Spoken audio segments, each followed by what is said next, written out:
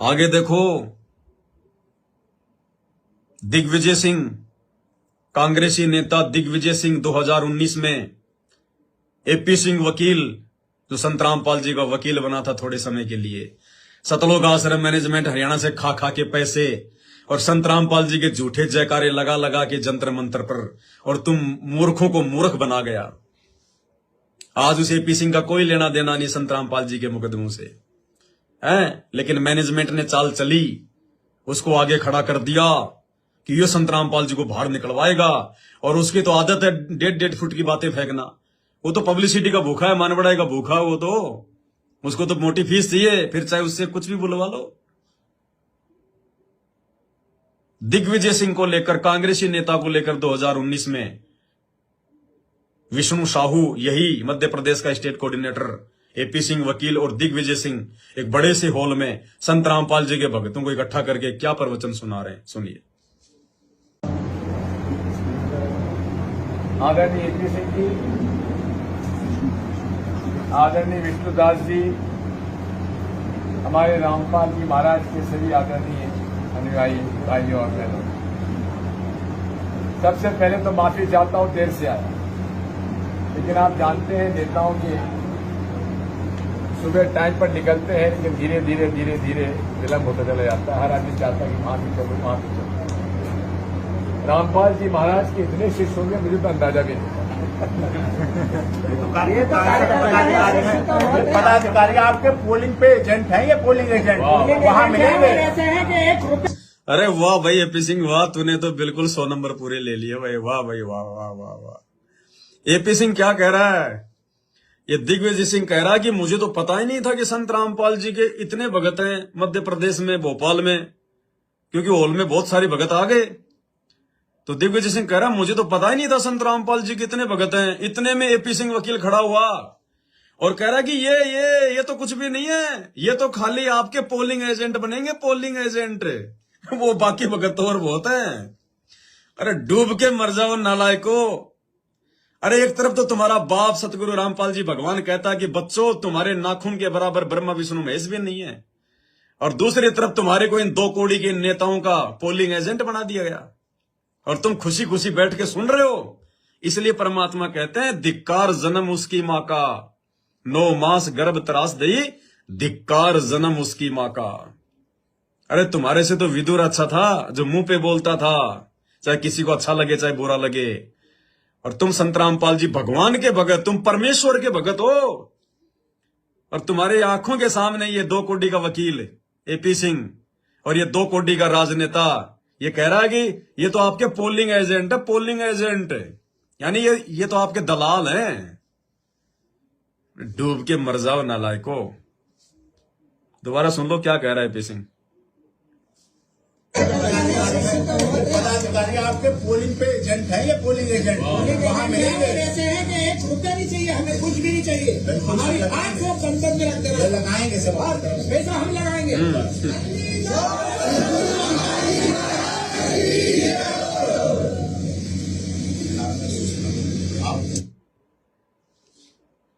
ये हाल है। हर आदमी मूर्ख बना के निकल जाता है, हर आदमी पिछवाड़े पे लात मार के निकल जाता है संत रामपाल जी के भक्तों के। हर आदमी संत रामपाल जी के भक्तों के मुंह पे थूक के चला जाता है और ये चाटते रहते हैं। दिग्विजय सिंह का थूक है, और ये नरेंद्र मोदी का थूक है, बलगम, ये चाटते रहते हैं नालायक। शर्म करो, शर्म। अरे संत रामपाल जी के चरणों का चरणामृत पीने वालों, इन राजनेताओं का थूक चाटना छोड़ दो। ना घर के रहोगे ना घाट के, धोबी के कुत्ते। और तुम तो बन चुके कुत्ते, अब क्या बनोगे तुम तो धोबी के कुत्ते जो है बन चुके हो भाई। अब तुम्हारा कुछ नहीं होने वाला। 18 अप्रैल 2024 निकल चुकी है, अब कुछ नहीं होगा तुम्हारा। संत रामपाल जी ने भी तुम्हारे को ढीला छोड़ दिया। परमात्मा कहते हैं जब पतंग आसमान पे होती है और जब वो कट जाती है तो डायरेक्ट जमीन पे आके नहीं गिरती, थोड़े समय वो उड़ती रहती है, लोगों को लगता उड़ रही है, अंत में वो किसी पेड़ में या किसी बिजली के खंभे में तारों में लिपट के फटती है वो। तो 90% संगत जो इन सतलोक आश्रमों से जुड़ी हुई है वो कटी हुई पतंग है। संत रामपाल जी से उनका जो कनेक्शन है वो कट चुका है। अब रुक जाओ थोड़े दिन, ज्यादा लंबे समय नहीं है, बस ये 28 लास्ट युग परिवर्तन, उससे पहले पहले तुम्हारी वो दुर्गति होगी, दुनिया देखेगी। तुमने खून के आंसू रुलाए अपने बाप को, खून के आंसू। अरे गधो, संत रामपाल जी तो कहते कि मनुष्य से देवता किया और करत न लाई बार।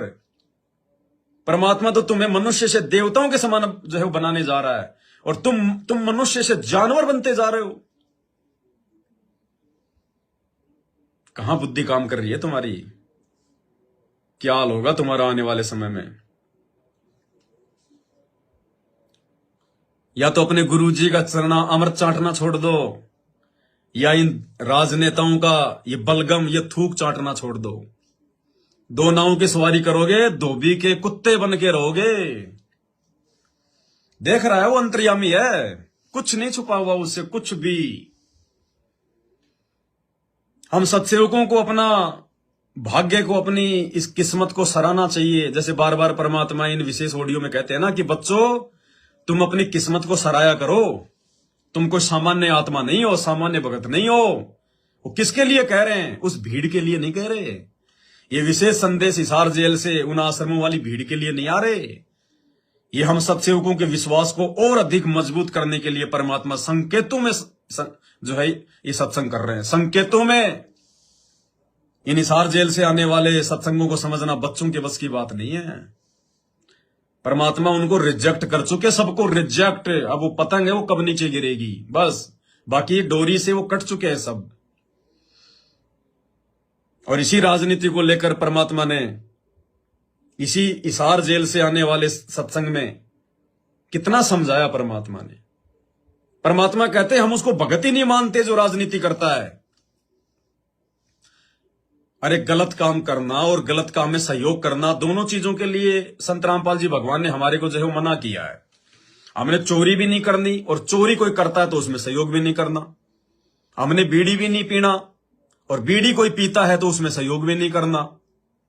तो हमने राजनीति भी नहीं करनी, यानी हमने ना कोई सरपंच बनना, ना कोई एमएलए, ना मंत्री, ना प्रधानमंत्री, और ना हमने किसी को एमएलए, मंत्री, प्रधानमंत्री बनाने में सहयोग करना है। क्या कह रहे हैं परमात्मा? इसी हिसार जेल वाली ऑडियो में अपने बाप के मुख से सुन लो राजनीति को लेकर। ये विचार करो, ये है वो तत्व ज्ञान जो सार निकाल कर दे दे आपको। कोई तो कहता है मैं एमएलए बन जाऊं, आशीर्वाद दियो। हम उसको भगत ही नहीं मान रहे, उसको कहते तू जा राजनीति कर ले, फिर देख लिए जब तेरे विराज माटी हो लिया तब आ जाएगी। तो हमारा नियम हमारे भगवान का बताया है, जितने भी नियम आपको दिए फाइनल कर दिया परमात्मा ने। भाई और बहनों, ये बात गुरुजी को क्यों बोलनी पड़ी? गुरुजी कह रहे हैं कि मेरे पास में जेल में भी जो है भक्तों की प्रार्थना आती है कि जी आशीर्वाद देना, मैं विधायक बन जाऊं, मैं सरपंच बन जाऊं, मैं एमएलए बन जाऊं।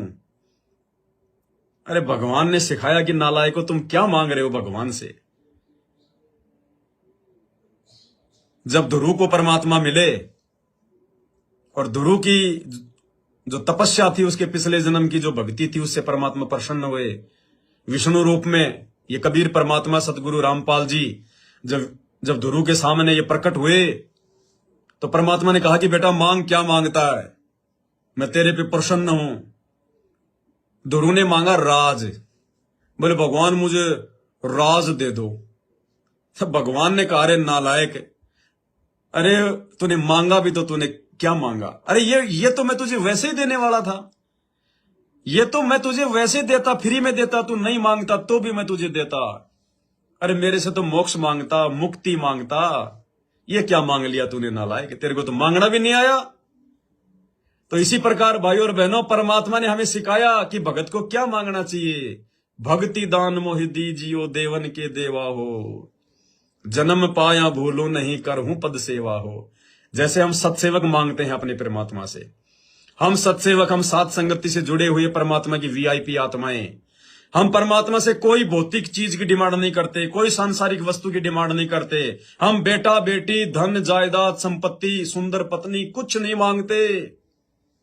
हम परमात्मा से भक्ति मांगते हैं कि परमात्मा हमारी मर्यादा निभाना, ये परमात्मा हमारा भाव, हमारी श्रद्धा आपके चरणों में लगी रहे। ये परमेश्वर चाहे भीख का एक कटोरा हाथ में दे देना, लेकिन अपने चरणों से दूर ना करना। ये धन, बेटा बेटी तो, नौकरी तो कभी सौपन में भी नहीं सोचते, मांगना तो बहुत दूर की बात है। और सतलोक आश्रम मैनेजमेंट हरियाणा वाले भक्तों की ओर से हिसार जेल में परमात्मा से क्या प्रार्थना जा रही है? खुद कह रहे परमात्मा कि मेरे पास में प्रार्थना आती है कि जी आशीर्वाद दियो, मैं सरपंच बन जाऊं, एमएलए बन जाऊं। तो क्या कह रहे परमात्मा कि हम उसको भगत ही नहीं मानते। जो राजनीति की बातें करता है उसको तो हम भगत ही नहीं मानते। हम तो ये कहते हैं कि जा तू बाद में आ जाना, भक्ति बाद में कर लेना, पहले तू राजनीति कर ले, जब तेरी बिरान माटी हो लेना, अर्थात जब तेरी दुर्गति हो जाए तब आ जाना तू। ये संत रामपाल जी भगवान के मुख कमल से हिसार जेल वाली ऑडियो में कह रहे हैं। तो संत रामपाल जी का राजनीति से 36 का आंकड़ा है। फिर आज संत रामपाल जी, ये तो वर्तमान में आ रही है हिसार जेल से, कोई लंबी चौड़ी बात भी नहीं है, 2-4-5 महीने पुरानी ऑडियो है। तो जो 4-5 महीने में संत रामपाल जी अपने स्टेटमेंट मतलब चेंज कर देंगे क्या? कि बच्चों जाओ गोहाना में सोनीपत में नरेंद्र मोदी आ रहा है, उसके तलवे चाटो, राजनीति करो, जाओ जाओ। यहां तो तुम्हारा बाप क्या कह रहा है अपने इन सत्संगों में, और आज तुम्हारा बाप दोगली बात करेगा, तुम्हें नरेंद्र मोदी की रैली में जाने के लिए तुम्हारे को आदेश देगा है? ये तुम्हारे को मूर्ख बनाया जा रहा है काल के द्वारा। मूर्ख क्या कह रहा है तुम्हारा बाप? तुम्हारे बाप संत रामपाल जी का राजनीति से 36 का आंकड़ा है। अगर उनके सामने कोई राजनीति की बात करता है तो वो कितना जो है दुखी होते हैं। ये विचार करो, ये है वो तत्व ज्ञान जो सार निकाल कर दे दे आपको। कोई तो कहता है मैं एमएलए बन जाऊं, आशीर्वाद दियो। हम उसको भगत ही नहीं मानते, उसको कहते तू जा राजनीति कर ले, फिर देख लिए जब तेरे विराज माटी हो ले तब आ जाएगी। तो हमारा नियम हमारे भगवान का बताया है, जितने भी नियम आपको दिए। तो परमात्मा कहते हैं हमारा नियम हमारे भगवान का बताया हुआ है, नियम नहीं तोड़ेंगे। राजनीति से संत रामपाल जी के भक्ति मार्ग का 36 का आंकड़ा है तो है।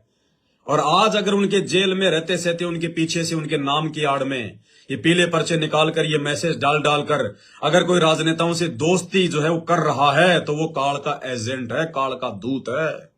संत रामपाल जी के विचार नहीं हो सकते। संत रामपाल जी अपने वचनों से नहीं फिरेंगे।